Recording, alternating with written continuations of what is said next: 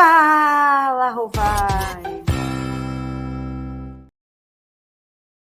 Fala, Rovai, o editorial do Fórum Zimê, queridas, queridos e queridos, vejam bem. Estamos falando muito de golpe, o golpe que não se realizou, o golpe que acabou sendo autodestruído porque alguns setores das Forças Armadas, no caso, o comando da Aeronáutica e do Exército, não aderiram.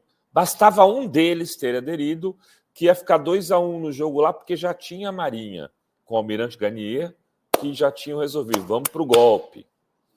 Esse golpe de um Bolsonaro derrotado seria um golpe com chances menores de dar certo, mesmo que tivesse acontecido, sido executado, apesar que eles iam matar o Lula, o Alckmin e o Xandão, ia precisar ver o que ia sobrar depois, iam instaurar campos de concentração, quer dizer, a coisa seria muito violenta nos primeiros dias, pelo que estava planejado, e aí essa violência provavelmente descambaria, porque ia ter atos de rua, manifestações, ia ter todo assassinatos em massa, aí a comunidade internacional provavelmente agiria, e o presidente era o Biden dos Estados Unidos. Eles não contaram com o apoio do Biden para executar.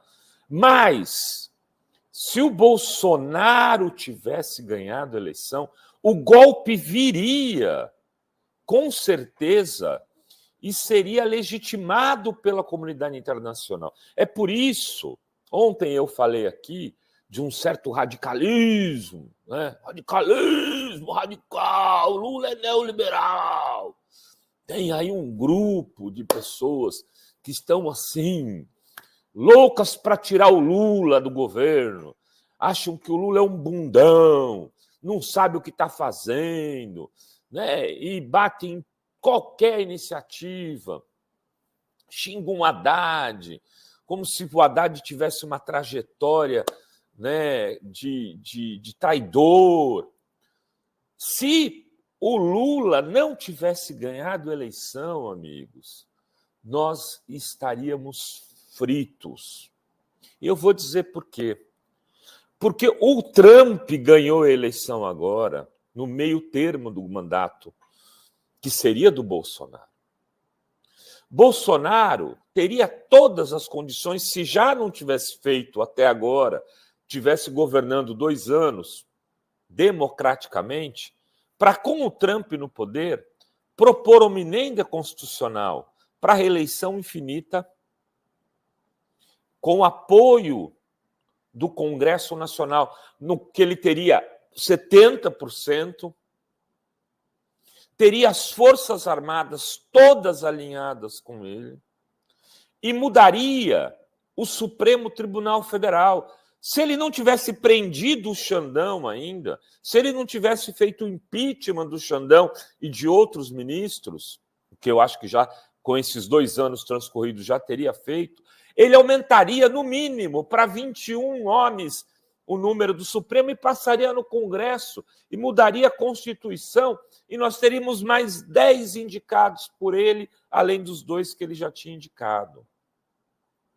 Isso se ele não tivesse fechado censura, imposto censura, derrubado, tomado as universidades, destituído reitores, se ele já não tivesse atropelado todos os direitos, agora, nesse momento, nós estaríamos tentando achar um passaporte para ir para o Paraguai, para ir para o Uruguai, né, que ganhou uma frente ampla, tentando fugir daqui, porque isso estaria insuportável.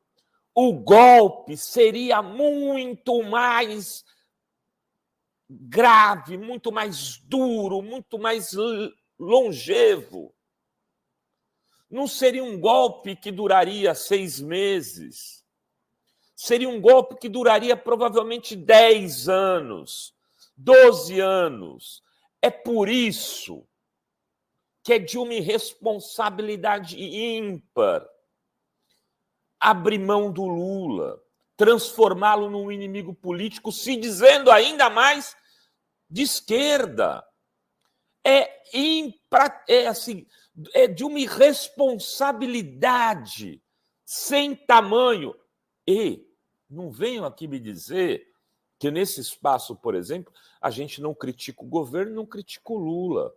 Hoje mesmo ouvimos o deputado federal Ivan Valente e discutimos aqui questões relativas aos projetos que foram encaminhados, ao projeto que foi encaminhado pela Haddad do ajuste fiscal. Discutimos o BPC, e ele está dizendo, inclusive, que isso vai mudar no Congresso, que já tem mobilização, inclusive, da direita para modificar o BPC alvissaras.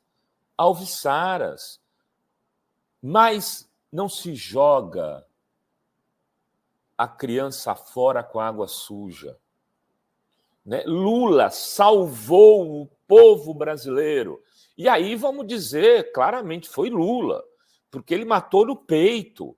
Ganhar aquela eleição, ele ganhou praticamente sozinho. O PT é um partido que estava enfraquecido. O movimento sindical está esfarelado, porque o Temer conseguiu destruir o movimento sindical na reforma trabalhista. Aliás, o governo deveria fazer um esforço para criar condições para a reestruturação econômica e financeira dos sindicatos de forma urgente. É urgente isso. O movimento social brasileiro está num momento de baixa. Né? Não tem força, não consegue resistir. Não fosse o Lula, era pau, Nicolau. Por isso, calma, calabresos.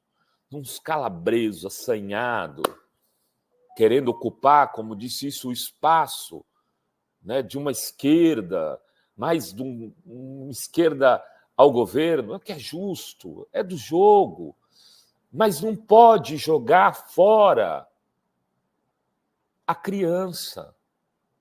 Não pode jogar fora o que é essencial para a gente poder, inclusive, estar falando o que fala. Quem não viveu a época da ditadura, e eu não vivi como menino, comecei a fazer faculdade com 17 anos, em 85, e é a partir dali que eu inicio minha trajetória como futuro jornalista e um militante da política também, inclusive foi presidente do centro acadêmico, etc. Toda essa história era lá nos idos de 85. Eu não fui torturado, mas tem muita gente que foi. Tem muita gente que sofreu e tem muita gente que ainda sofre dos resquícios daquilo que viveu. Tem famílias que foram destruídas, tem famílias que não encontraram seus mortos. Seria este o cenário brasileiro? Está aí o filme do Rubens Paiva, né, que conta um pouco a história de um ex-deputado federal, uma pessoa de classe média alta, que tinha todas as condições de ser mais protegido do que pessoas do movimento social e movimento sindical. E o que aconteceu com ele? O que aconteceu com Herzog? Que também era de uma família judia, enfim, jornalista conhecido da Fundação Padre Anchieta da Cultura, foi brutalmente assassinado e torturado. Como Manuel Fiel Filho, e como tantos outros. A coisa é séria. Não vamos brincar com fogo.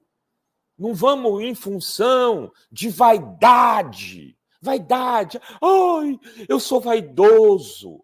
Eu sou vaidosa. As vaidades não podem estar acima dos interesses públicos, do interesse público, dos interesses maiores de uma nação. Lula salvou o Brasil de uma ditadura brutal. Agora, em 2023, 2024, 2025. Sim, salvou. Reconheça-se, a história está aí. Os dados que estão sendo mostrados agora das investigações da PF só mostram que se eles tentaram na derrota, seria muitíssimo pior do que na vitória. Na vitória, aliás, ao contrário, na vitória seria muitíssimo pior, porque eles teriam todos os poderes ao seu dispor e a legitimidade popular. Eles iam mudar o pacto federativo do ponto de vista do mapa eleitoral, iam colocar os estados do Sul com uma quantidade maior de deputados do que os estados do Nordeste. Fariam uma lambança, como fizeram no pacote de abril em 79. É que esse pessoal não conhece história. Não é ficar fazendo exercício de papagaio, repetindo coisas. Tem que pensar, ler, entender. É preciso ter responsabilidade.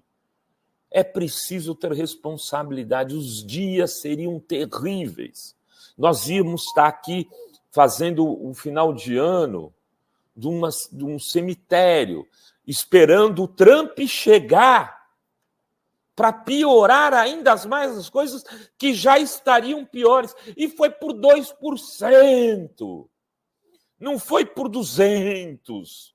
Não foi por 30%. Foi por 2%. E com tudo o que eles armaram, fosse quem fosse o candidato, não ganharia de Bolsonaro.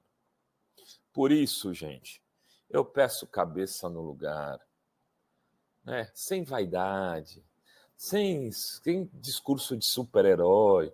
Nem o Lula é super-herói. Fiz um Fala Rovai outro dia dizendo exatamente por isso. O Lula pode ser super, mas não é herói. Essa coisa do herói é muito ruim. Trabalhar com responsabilidade, com seriedade é mais difícil. É mais difícil, dá mais trabalho.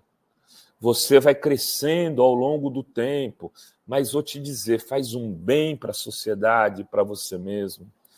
Você sabe que você não agiu de maneira irresponsável, inflamando pessoas para alguma coisa que, do ponto de vista das suas consequências, será terrível para essas mesmas pessoas. Enfim, era isso que eu queria dizer a vocês, né? Neste dia 18 de dezembro de 2024. Era o que tínhamos para hoje nesse Fala Rovai. Beijos, beijos e beijos a todas, todos e todos.